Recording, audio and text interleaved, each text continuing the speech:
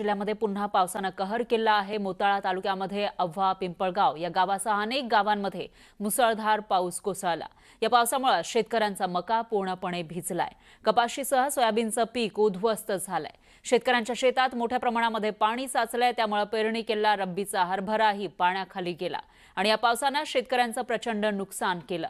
पावसामुळे आधी शेतकऱ्यांचं मोठं नुकसान झालं आहे, त्यामध्ये थोडेफार उत्पादन त्यांच्या पदरी पडणार होतं, मात्र निसर्गानं पुन्हा एकदा शेतकऱ्यांच्या स्वप्नांची राख रांगोळी केली। हा मका उद्या परवा काढण्याची परिस्थिती होती। त्या मक्यामध्ये गुडघा पाणी आहे। आपण पाहत आहे गुडघ्याभर पाण्यात या ठिकाणी जो मक्याचा गूर मारलेला आहे तो गुडघ्याभर पाण्यात आहे। तो मक्याचं 100% नुकसान झालेलं आहे। रब्बीचा हरभरा या ठिकाणी पेरला होता, त्या हरभऱ्याचं देखील संपूर्ण नुकसान झालेलं आहे। तर शासनाने तात्काळ पंचनामा करून हेक्टरी 50,000 रुपये अनुदान आम्हाला द्यावं। याच्या आधी देखील अतिवृष्टी झाली तर आमच्या मोताळा तालुक्यात फक्त 12 गावांचा समावेश केला, आम्हाला सोडून दिलं।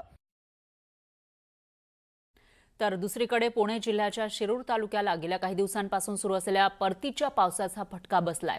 सततच्या पावसामुळे कोबी, फ्लावर, कांदा, काकडी, झेंडूची फुलं पूर्णपणे उद्ध्वस्त झालेली आहेत। अवेळी झालेल्या पावसामुळे शेतकऱ्यांचं आर्थिक गणित कोलमडलंय आणि हंगामातील अपेक्षित उत्पादन हातातून गेलंय।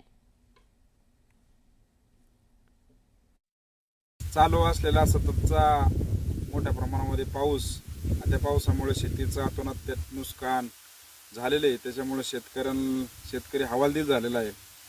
आज आपण पाहू शकता आमच्या शेतामध्ये त्या ठिकाणी फ्लावरीचं पीक होतं। फ्लावरीचा पिकाचा खर्च एकही रुपया निघालेला नाही। उलट आम्हाला फ्लावर घरी खायला सुद्धा या पावसाच्या प्रादुर्भावामुळे भेटलेली नाही।